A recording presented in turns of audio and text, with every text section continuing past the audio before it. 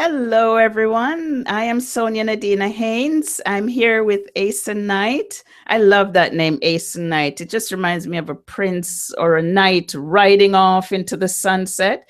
This is Psychic.biz Live, and we are here today talking with you about setting up your psychic business.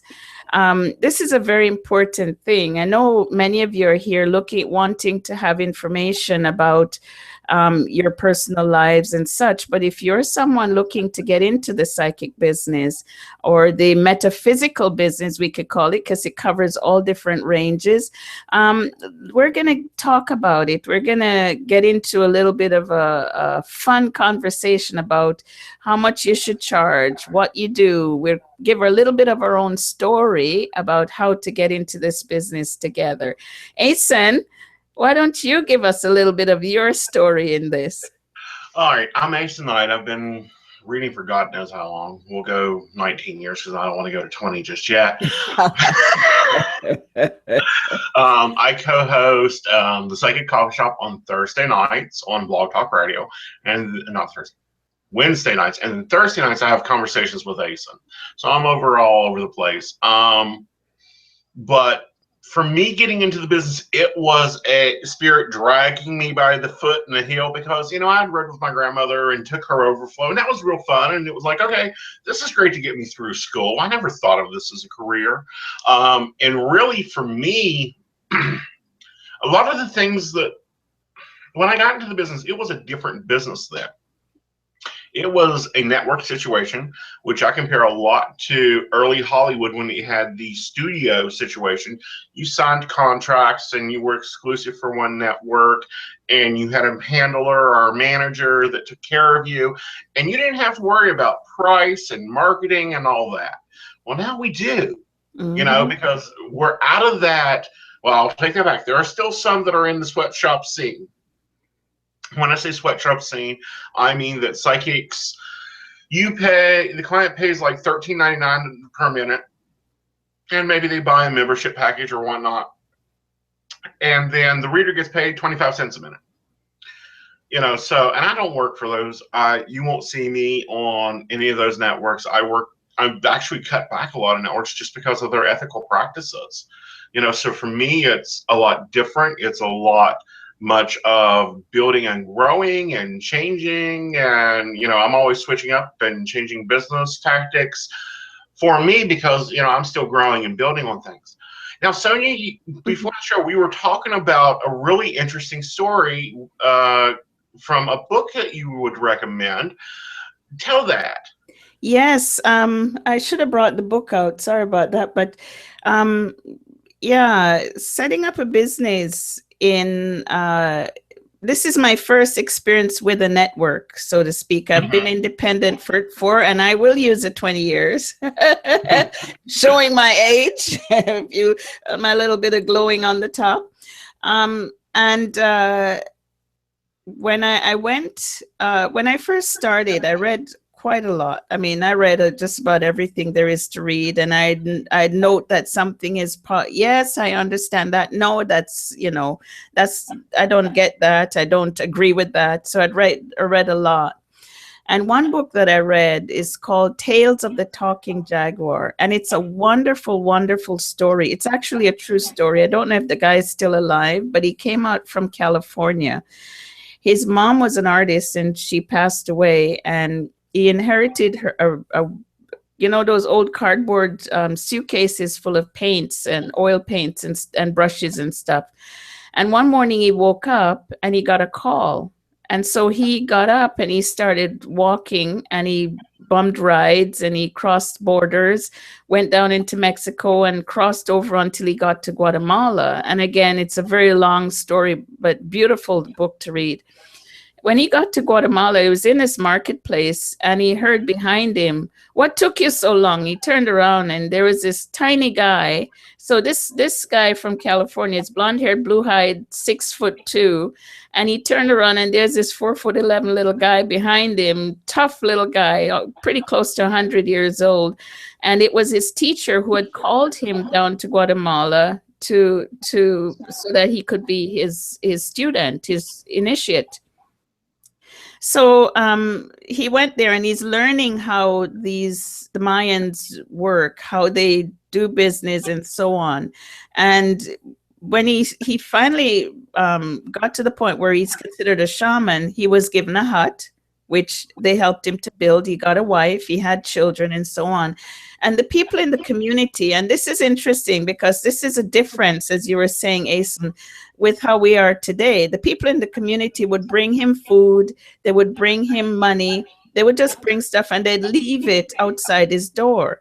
And he got to a point where he started to gain weight and he was feeling very uncomfortable. Now, can you imagine, an overweight 6'2" guy in a village of 4' nothing people, right? Very interesting, very humorous, actually. And so he started sending the people back with the stuff that they brought. He was carrying shame and guilt. Oh, I can't take it. You guys need it more than I do, and such. And one night, and the people started to complain and grumble because they didn't want to have to take the stuff back. They were bringing it because it was their way of honoring the gift that the guy had, and also to give to the spirit. It was their way of getting that intermediary between spirit, which is what we are, between the physical and spirit, to keep us healthy and strong and well fed and so on. And so he woke in the middle of the night. He was kicked out of his bed, and he's really like, what? So his teacher, Pez or Fez, I think his name was, kicked him. I said, what are you doing? And he's like, what do you mean, what am I doing? And he said, what are you doing? He said, you're sending the people back home with their money, with their food. And he said, I know, because I'm getting fat and I don't need, I can't have all of this. He said, why? We have been doing this for hundreds of years. Why do you think you're any better than us? He said, the people bring the stuff to you because they trust you and they believe that you have the ability to connect with spirit. He said, if you were not being fed by the people, he said, nobody would trust you. He said, nobody trusts the Skinny Shaman. It's basically, how he went about it. Nobody trusts a Skinny Shaman. And I think that's, when I read that, I thought, wow, because once upon a time, as shaman, as oracle, as wise person, we didn't have to go out and slug for money. Our job was to stay in one place, gather the herbs, look after the people, birth the babies, talk to spirit, divine for people, and then they would bring us food, or they would bring us the things that we needed to maintain the work that we're doing. And so, now we have to work. We have to actually charge for our services. And so this is a big confusion for a lot of us as we do our work, is how do is to get away from the guilt, right, of charging for our services, and to be able to charge enough so that we can continue. If you're doing readings and you don't have a home to live in, that's not going to help you, because nobody's going to have an address to come to. So you have to charge in order to be able to bring in the means to do more of what you do. All right.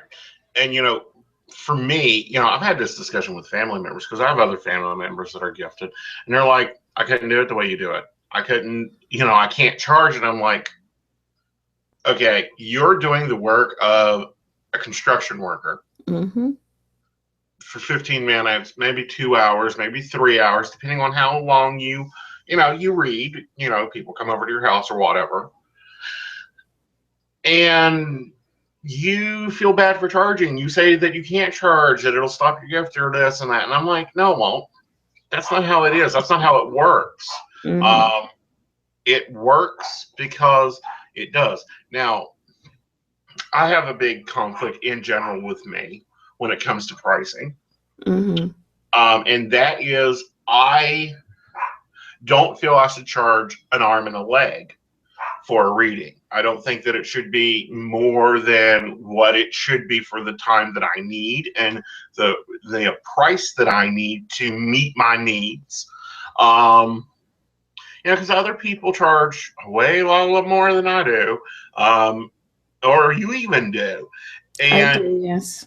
even more than you do, honey, in your private setting or in your Mhm. Psychic.biz, there's people out there charging $20 a minute. And I'm like, that's insane. They better be able to give me their phone number, their address, what color socks they'll wear. Up Yeah. to that. Well, it's interesting, the whole idea of charging. It's all relative. If you only need 4 clients, then charging $20 is okay, because you will find the 4 clients who will pay you that.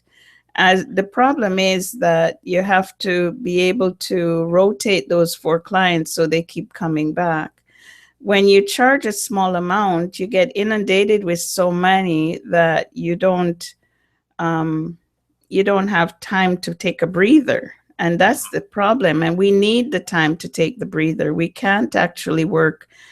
We, um, yes, it's possible to work the 8 hours a week, 40 hours, what is it, 40 hours a week. It is possible to work the 40 hours a week, but there's such a high demand on our energy. We are like the socket in the wall, right? And the energy comes into the socket and the people plug into that socket and we pass the information through. If that socket gets fried, nothing is coming through.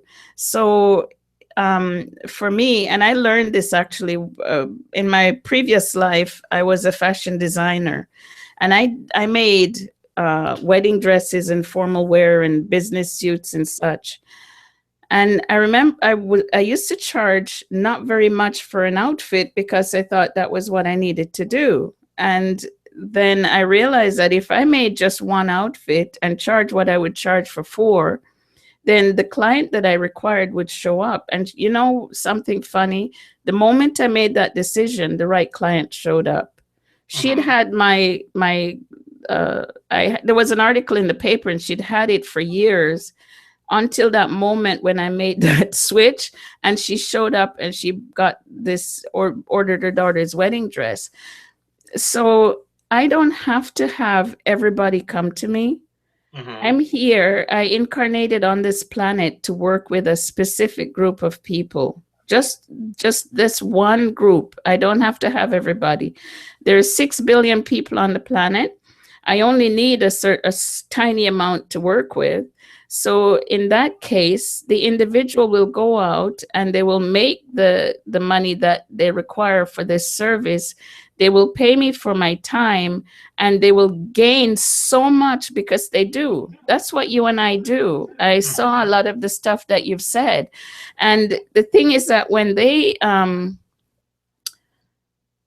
come to us, those of us who are worth our metal or whittle or what is it, Metal. metal, Yeah. that are worth our Boiler metal, metal. when someone comes to us, they will actually get the goosebumps and they will actually feel what we feel.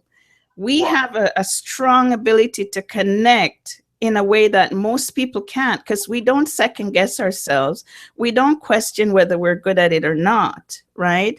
We just get up and we do the work. And so based on that, we whatever we choose to charge, it's okay. You know what I mean? And I understand you say you don't want to charge a lot, and that's where you're at. If you Right. can afford to spend those many hours, 5 hours a day or 8 hours a day working with people, then that's fine. But if you can't afford it, you have to adjust your price so that you still make the same amount, just working like fewer hours, because you have to have the time to meditate and you have to have the time to go take a walk, because those are your training times, right? Right. Yeah. And let's move on to that, to the other things that, we don't sit here and just answer the phone all day. You Yeah. know, we do, now, we need, it takes prep for me. I've Hmm. always had to take time to meditate. I've always had to take time to focus in on my energy and to get myself in balance. Plus, we have the normal life stuff that people have to go do, like exercise and, Yes. And know, eating. and eating and, coffee drinking and Hmm. connecting with friends and, having a conversation with your husband Hmm. or girlfriend or whatever, so Yeah, I pull weird long hours, but that's how I've always been. That's how my rhythm is. Mhm. Because way, way back there when ICR chat was involved. Now, for those of y'all that don't remember ICR chat, then you don't remember the flip phone either, or the bag phone.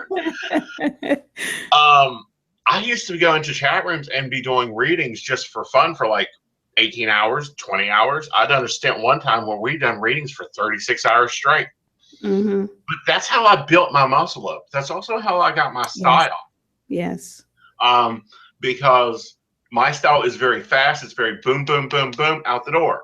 I Mhm. don't sit there and take 6 hours to tell you he ain't gonna call, you need a new boyfriend, and go get the cute one down the street that's been staring at you for a month. Yes.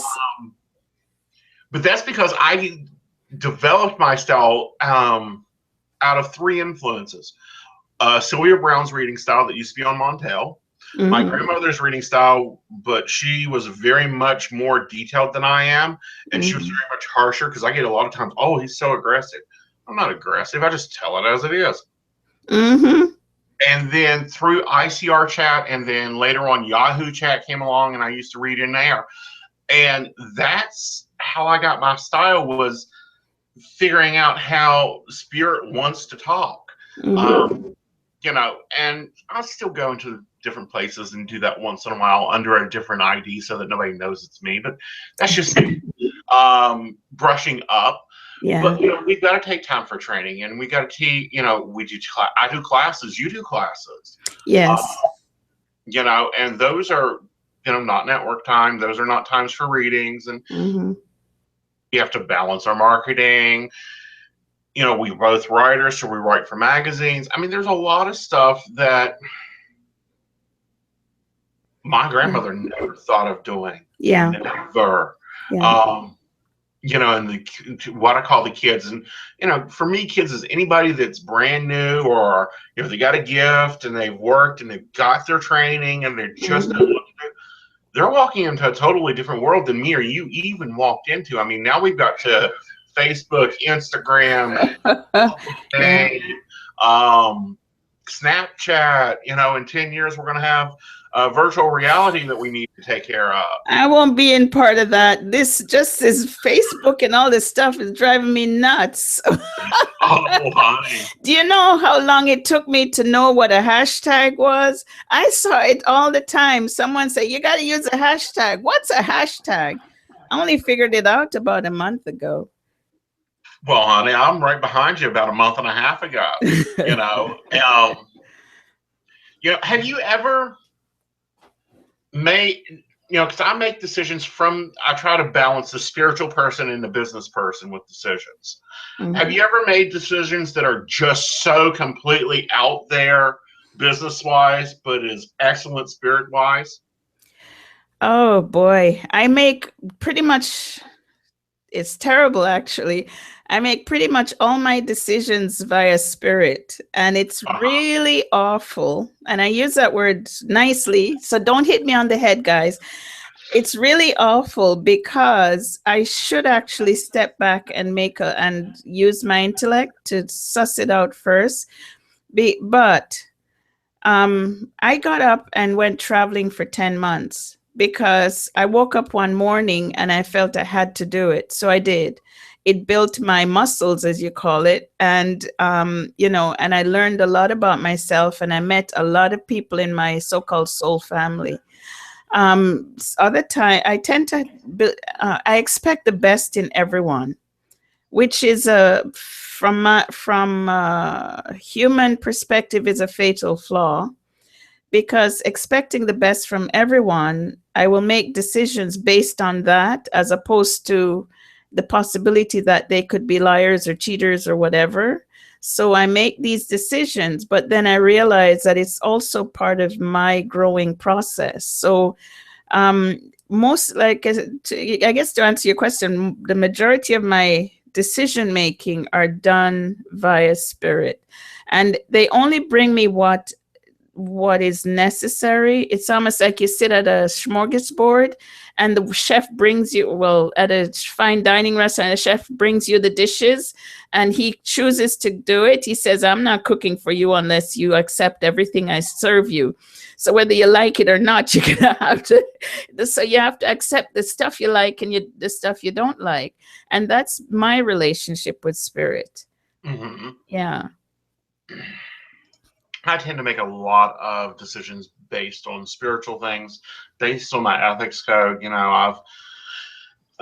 If people follow me on social media, they know I've left a lot of networks, especially this year in April. I've left probably 5 networks. But y'all guys got to remember, I was on like 15 networks at one time. I mean, literally, I had 2 computers running to keep up with just the information and the data. And I was literally my accountant. I would hand him a floppy drive with my base information, deposits, deductions, that type of thing, with a bottle of vodka because he couldn't figure out where everything was going. And he's told me, you work too many different places. It's like, no, I don't. I'm down less than I what I used to be. But, networks are changing, so I change with them. Networks start the little crony, and I'll say crony bullshit because this is what I think it is. Sending out emails with my name on them going, oh, I've got something important to tell you. Yeah. Or emails, oh, there's some dark energy around you. You need to come from ain't having that. Out the door you'll go. I'll fire the network before anything. Because a lot of people think that psychics work for networks. Yeah. Wrong.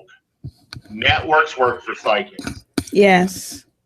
And that's interesting because, as I said, I just got in with Psychic.biz. I'm not sure. I don't know why, because I've always walked alone. I've never joined anything. I don't go to people's workshops. I don't attend workshops because the second I walk in through the door, they look at me like, oh, she's here to test me or she's here to challenge me. And I'm not. I'm just there to see if there's something new for me to learn. But people tend to get that attitude. So I tend to be that loner that walks up the street and you see that person.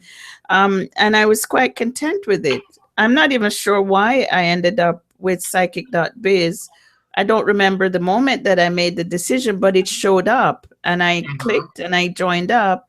And I know that in making this choice, that there is something there. There are people who are part of this network that I need to talk to, or the guides need to talk to. But there's also something for me to learn or to understand as I'm doing it. So, of course, here you and I are having this chat, and maybe part of it is about us meeting up so we can work together. So, this is literally, I tell you, the biggest businessman, the biggest business schmoozer are those in spirit. They have already figured out what we're going to do, how we're going to do it, who we're going to connect with. It's kind of like it's like a spiritual mafia. That's how I look at it, because they know exactly what they're doing and I just go along for the ride, right? Yeah. Well, for me, the reason I joined Psychic.biz was the owners. The owners and the manager. I worked with her on another network, which I've now left because she left and because they started being unethical. But that's the reason I joined it, because it's one of those few networks out there that test their psychics, not say they test them, actually gives us the tools we need and doesn't come back and go, oh, by the way, since we provided you A, B, and C, we're going to take your arm, your leg, and your tonsils. I like Psychic.biz. I love working with Jen, who I'm hoping drops in tonight. She had other things, a meeting tonight. We'll catch up with her if she doesn't.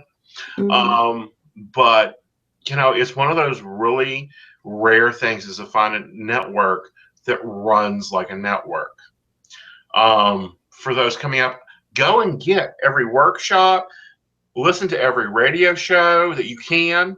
You anyone in this business, study this business, because in my theory, and while I make decisions by spirit, looking at the business side of this, I'll tell you, this business is a shark business. Mm. We're not a bunch of dolphins. We're, a lot of us come off as very happy dolphins and very thick whales, but there's others in the business here that will shoot a newcomer down as fast as they can. Mm-hmm. I'm not one of those. I mean, Mm-hmm. I've got what I call kids out there now reading and doing great, and they've got their own shows and they've grown up, and we've had a few on the show here. Yes. But there's even more out there that's come along. If Spirit wants you to be in this business, you'll be in this business, and if you don't listen, Spirit will just tell you louder.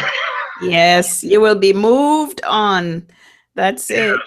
I mean, in my journey, I've tried to quit so many times.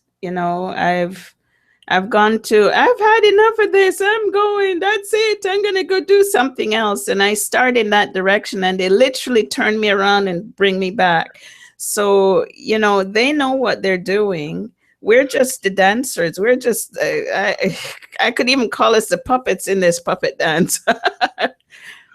Very much so. It's a common joke in my house. The only way I'll ever get a vacation is if you take me somewhere where there is not internet, not phone, and lock the door. And no people. Yes. Yes. No people. Because a couple of years ago, we got this great idea. We'll go rent a cabin in the Ohio Valley, all secluded, nobody around for miles. It looked like a great place to go do it. I thought, okay, great. I'll get a vacation. Well, we wanted a relaxing vacation. So we pre-ordered like wood for the fireplace and pre-ordered groceries to be delivered, and, had everything to where it would come in after we arrived and everything would be fine. I took my cards with me just because I never go anywhere without them. They're in my purse.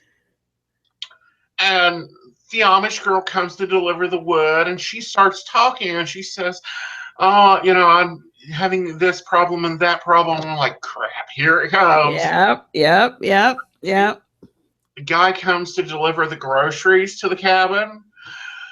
He was having job problems. And I'm like, really? Within 12 hours of this vacation, I'm working.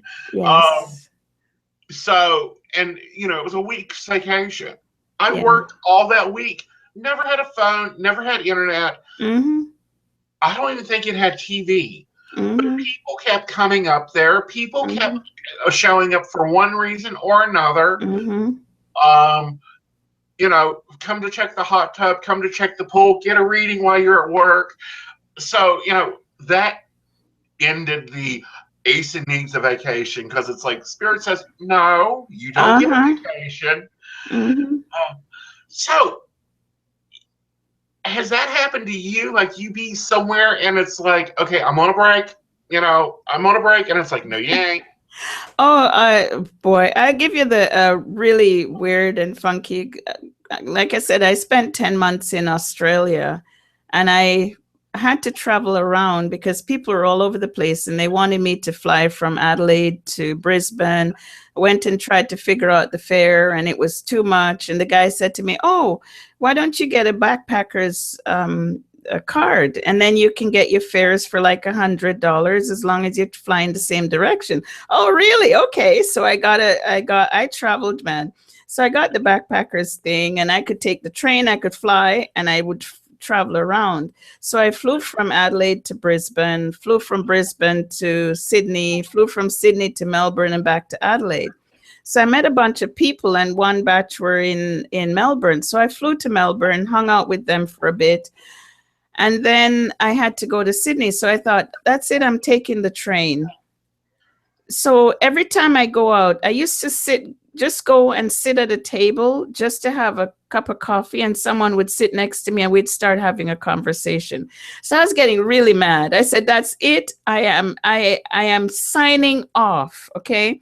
So I got on the train, and I got my seat it's a two-seater, so I got my seat. There's no one there, and I said, I'm not talking to anybody. That's it. I love window seats, so I sat next to the window, and I'm sitting there, and this young girl came up, and she sat down next to me, and they said, tell her tell her to go get her guitar. I said I am not telling her anything. I told you I'm not doing this. Tell her to I said nope. So it lasted for a good 10 minutes, and I thought, right, all right. I turned to her and I said, okay, I have something to tell you. It may seem strange, but you really should not give up your guitar. And she burst into tears because she was so frustrated with her music business that she tossed her guitar the day before. I said, you need to go get your guitar. Your music is valuable, and it's something that's going to be recognized in the future. And so she did the crying and the thank you and the thank you and the thank you. And then I said, okay, and that's it. I'm not telling her anything more. I said to the guides, I got up and went to get myself a sandwich on the train. And when I came back, she'd gotten off at the next stop. Isn't that the most bizarre thing?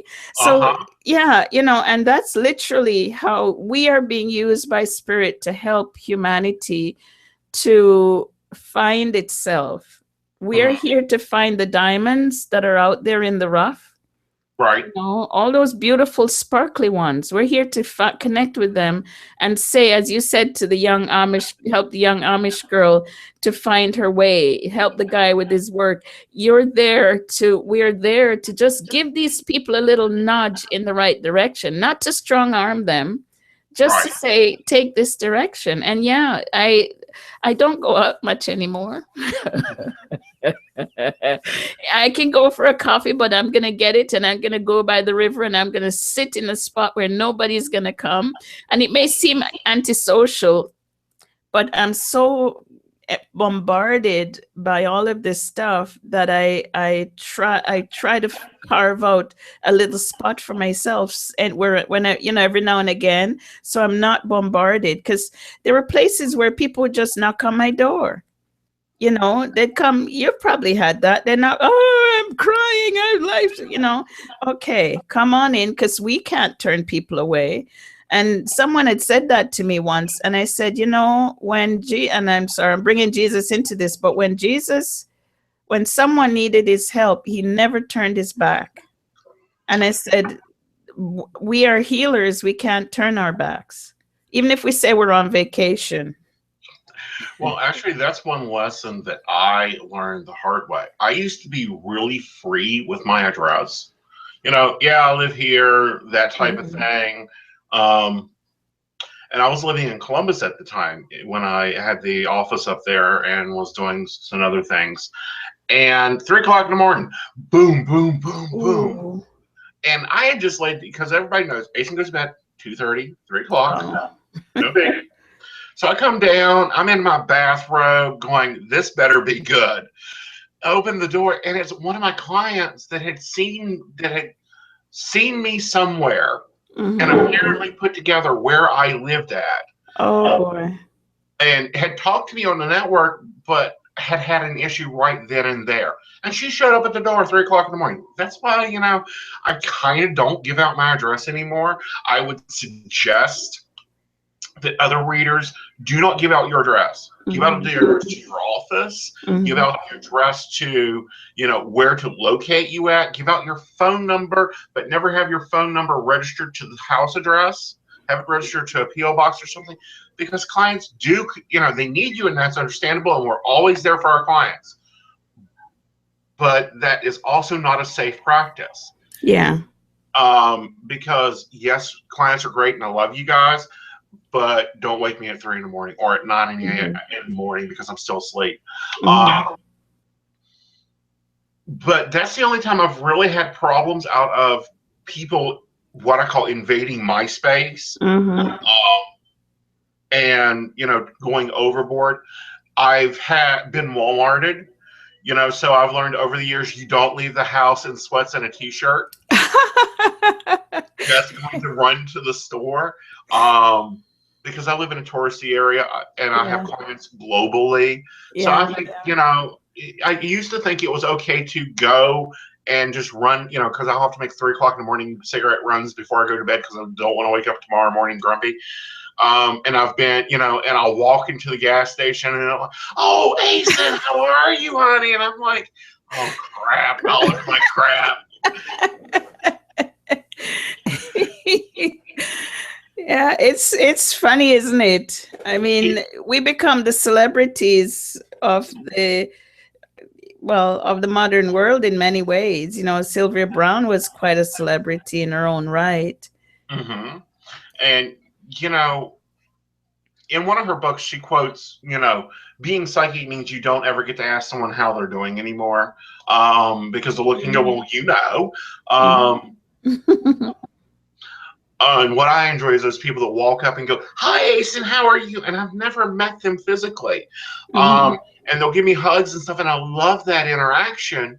But at the same time, they never tell me who they are because they don't look the same on the physical as they do the metaphysical. Thank you. Absolutely. And it's like, hi, honey, how are you?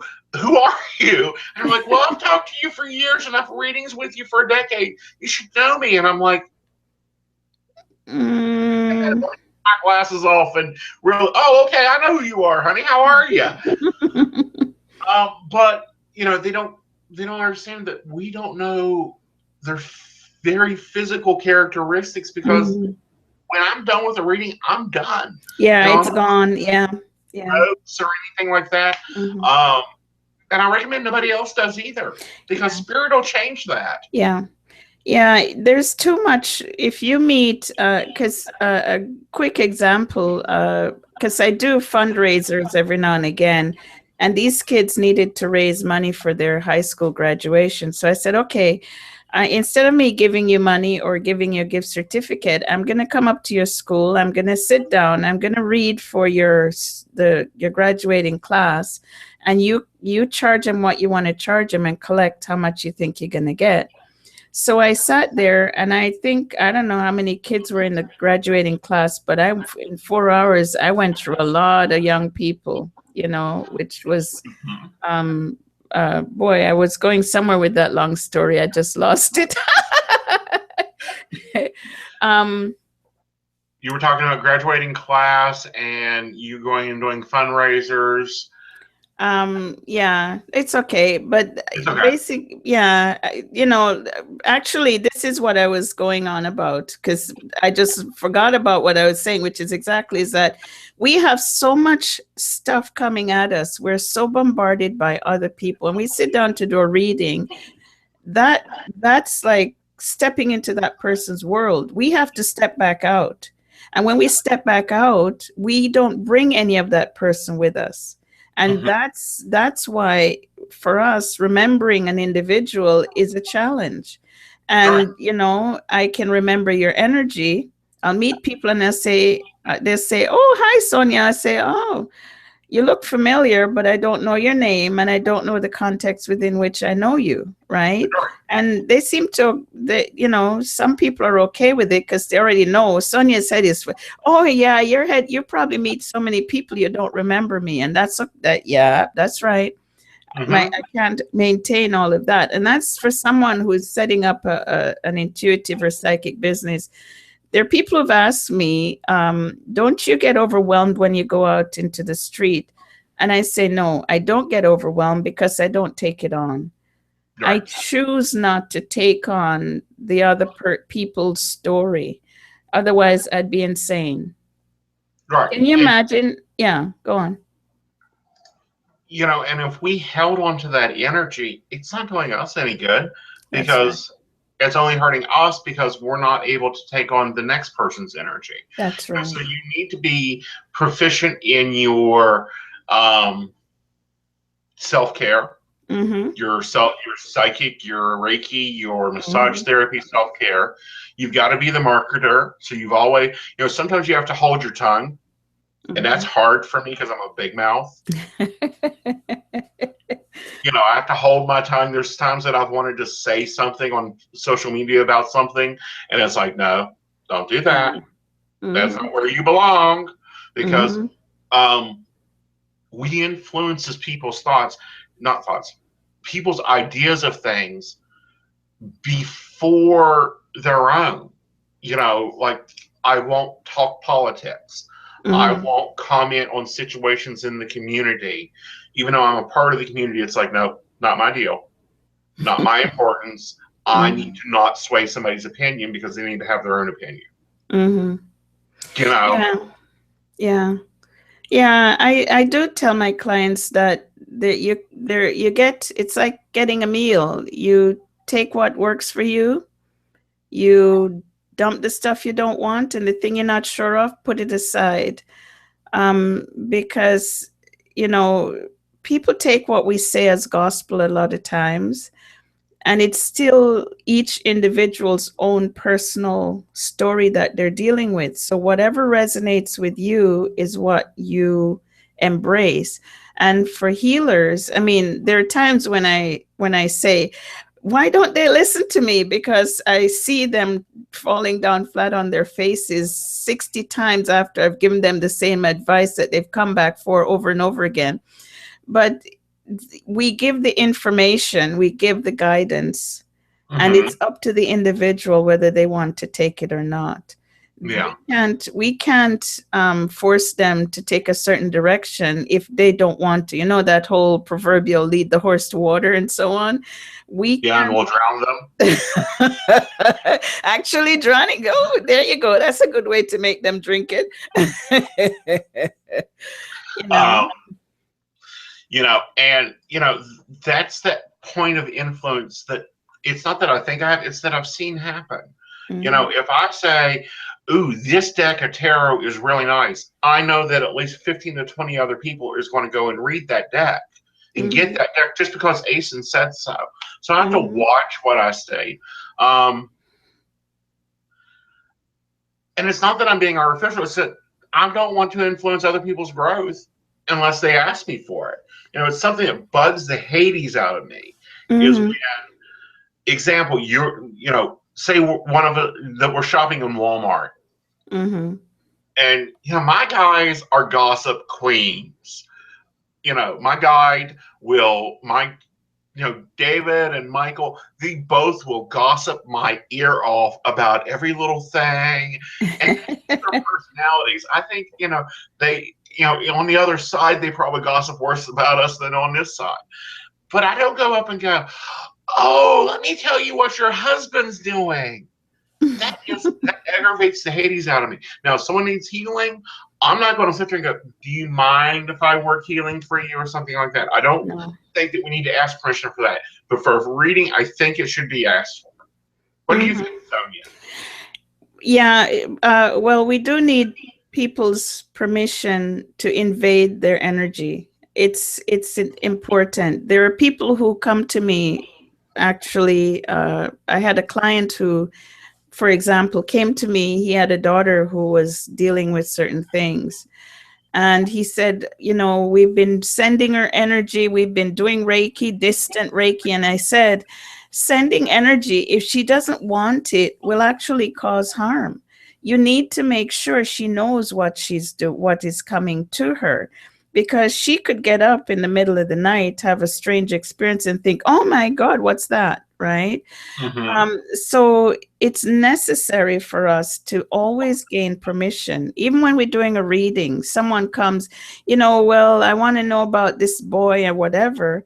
And we can give them a little bit of information, but we shouldn't, it's not up to us to go into their private lives to read for them unless they say, yes, Right. unless they get that permission.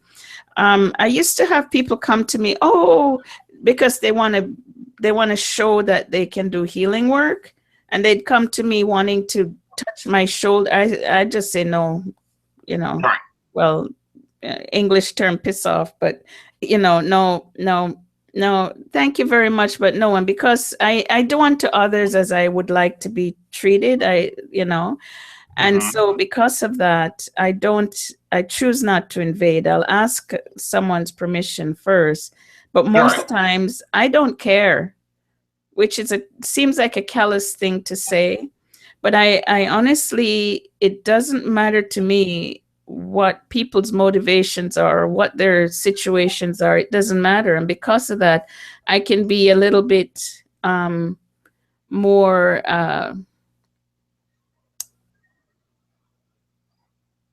I guess I can be a little bit more empathetic with them as opposed to jumping in, because too many of us jump in to try and save people, and we all drown. We drown. We end up with all sorts of diseases and cancers and stuff like that because we're taking on that person's stuff. Right. Now, I know you're kind of new to the network thing, but I'm sure you've dealt with this. You know, they have what they call psychic people that get stuck to psychic junkie readers, psychic junkies. You know, they go in and read 500 people. You know, with 500 people, to get all told to change their socks, basically. How do you deal with that? Because I know my mode is stop, cut. You know, you're blocked. You need to be blocked for a month. Don't come back to me because, you know, you don't need to call me every day to give me the updates. Wait for a prediction to happen. How do you deal with that? Okay, first of all, I charge so that they have to think twice before they come back. And then if they choose to show up, I will say, actually, I've already given you that information. You haven't used it. That's why you're coming back. So there's not much I can do about it. I can't see something different. That's it. You know? Yeah. But do you not book them, or do you continue to allow them to book? I mean, no, like I said, the Psychic.biz is the only network thing that I've dealt with, and I've not in your private. No, because I charge too much, so they have to. Yeah, they have to think twice before they come back. So it's the idea is like what's it? Nordstrom. Is Nordstrom a top store in Lord and Taylor's or something? It's like shopping at Walmart and shopping at Nordstrom. When someone goes and buys a lamp at Walmart, they'll put it proudly on the counter, but if it gets knocked off, who cares? If they go to Nordstrom and they buy a lamp, it's going to be protected. It's going to be shielded. They're going to have fences up around it. Anybody goes near it, they're going to be freaking out.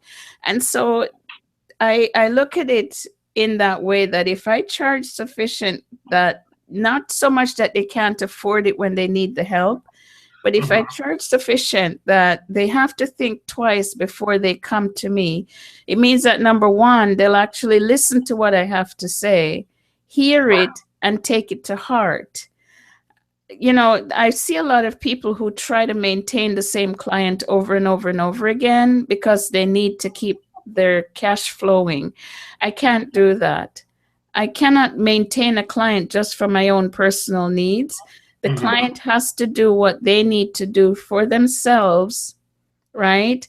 And I need to let them go so that they can go and do what they need to do the healing work, do the work. They have to do the work. When they come back, I can tell if they've done the work or not, you know? So this is it. So we can say, oh, well, you didn't do what I asked you to do, did you? They look at me sheepishly, no. Well, you know, we can't move any further until you've done that, you know? So those are the approaches that I use.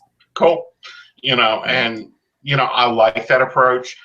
But, you know, sometimes there are just those clients that are so attached to having someone tell them what they need to do. I'll stop the client. I will block the client. I will put it in my database when a client books, this client is not to be booked. And it's because they need time and space to go work themselves out. And that's just because they need to. Also, I don't argue with clients. If I say it's a red car that you're going to drive to meet the boyfriend, and they go, well, I've got a red truck. Okay, that's nice. It's red. I'm driving a red car. I'm not going to sit there and argue. Because my guys go, if they're arguing, they're not listening. Yes. They're defending in the region. Right. And that's true. And not a people like that.